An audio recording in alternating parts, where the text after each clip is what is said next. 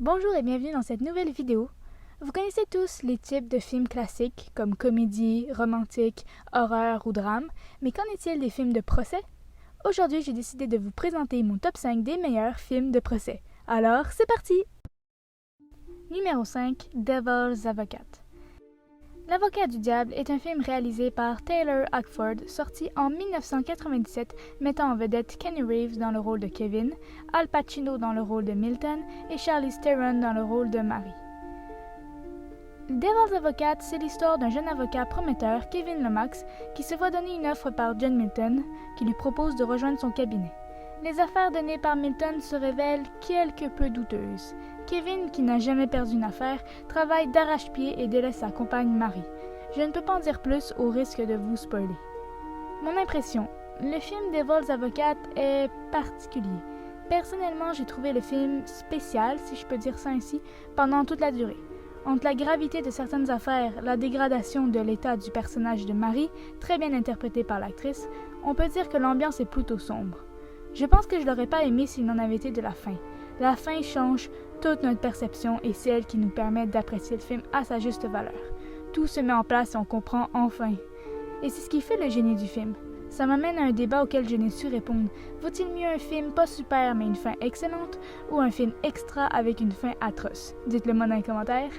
Après, le film en lui-même sans la fin, c'était bien, mais sans plus. La fin joue un rôle clé dans notre appréciation. Numéro 4, A Few Good Men. Des Hommes d'honneur est un film réalisé par Rob Reiner mettant en vedette Tom Cruise dans le rôle de Daniel Kaffee, Demi Moore dans le rôle de Joanne Galloway et Jack Nicholson dans le rôle du colonel Nathan Jessup. A Few Good Men, c'est l'histoire de deux jeunes marines, Dawson et Downey, qui appliquent un code rouge à Santiago, un jeune ayant de la difficulté à suivre. Le code rouge consiste à bâillonner leur camarade et l'emmener hors de sa chambre pendant la nuit. Sauf que Santiago, il meurt pendant l'intervention. On assigne la défense à Daniel Kaffee, fils d'un avocat reconnu avec peu d'expérience dans le domaine, qui prend l'affaire à la légère. Joanne Galloway, qui a auparavant consulté le dossier, exerce de la pression sur Kaffee pour qu'il s'y mette sérieusement. Aidés de Sam Winberg, ils découvriront que le colonel Nathan Jessup est probablement lié au meurtre. Mais comment le prouver? Voilà toute l'intrigue du film.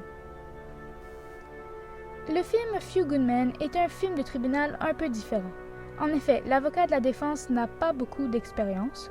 Aussi, nous sommes dans le milieu de l'armée, vu que la victime est morte dans le cadre d'un code rouge. Le but de Kaffee et Galloway est de prouver que Nathan Jessup a un lien dans le meurtre. C'est littéralement un duel entre Jessup et Kaffee. En effet, Jessup est très haut hiérarchiquement, et Kaffee risque beaucoup en s'y attaquant.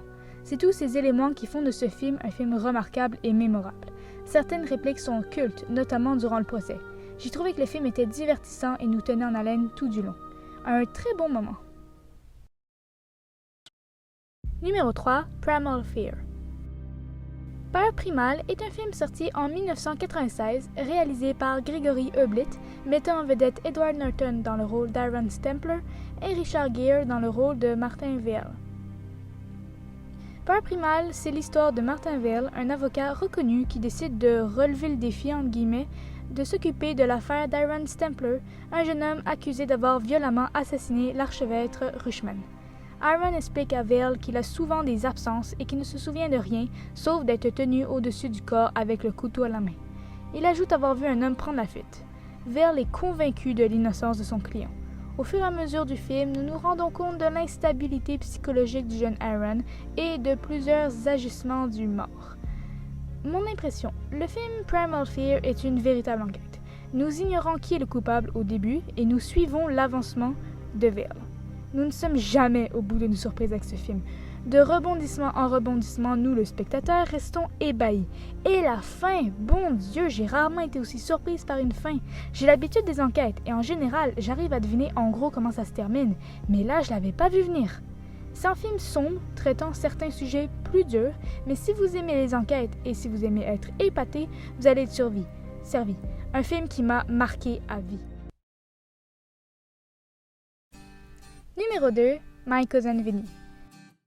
Mon cousin Vinny est un film réalisé par Jonathan Lynn, sorti en 1992, mettant en vedette Joe Pesci dans le rôle de Vincent Gambini, Vinny, Marisa Tomei dans le rôle de Mona Lisa Vito, Ralph Macchio dans le rôle de Billy Gambini, Mitchell Whitfield dans le rôle de Stan Rothenstein et Fred Gwynne dans le rôle du juge.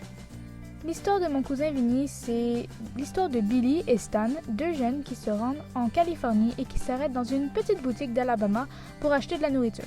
Suite à cela, ils se font arrêter pour le meurtre du caissier du magasin. Ils n'ont pas d'avocat et c'est donc le cousin de Billy, Vinny, qui va plaider pour eux. Sauf que Vinny, il n'a pas beaucoup d'expérience et il se lance dans cette affaire à sa façon, bien à lui. Mon impression. Mon cousin Vinny, c'est un film que j'ai vu 1 million de fois sans jamais me lasser.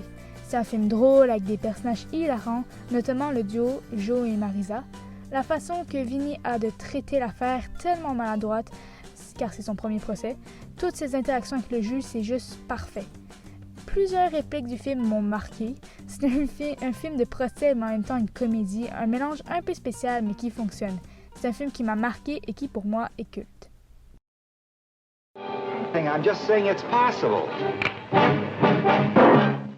Et le film qui se retrouve en première position n'est nul autre que 12 hommes en colère, sorti en 1957, réalisé par Sidney Lumet, mettant en vedette Henry Fonda dans le rôle du jury numéro 8. Le film 12 Angry Men raconte le procès d'un jeune homme accusé du meurtre de son père qui risque la peine de mort.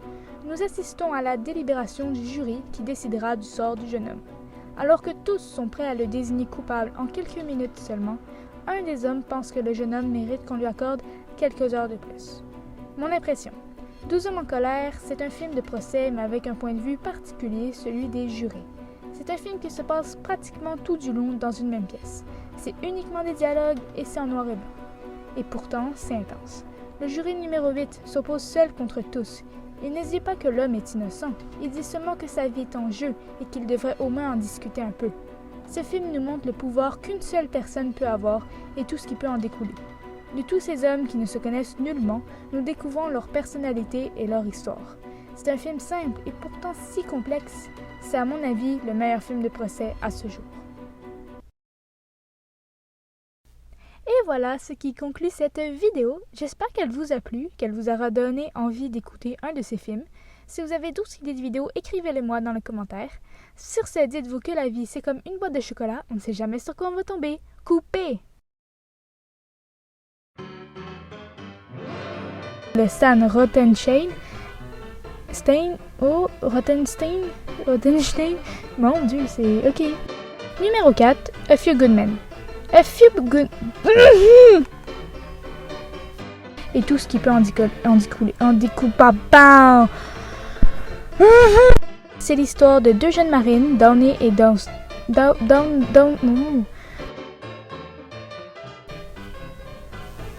Numéro 3. Primal Fear. Primal Fear.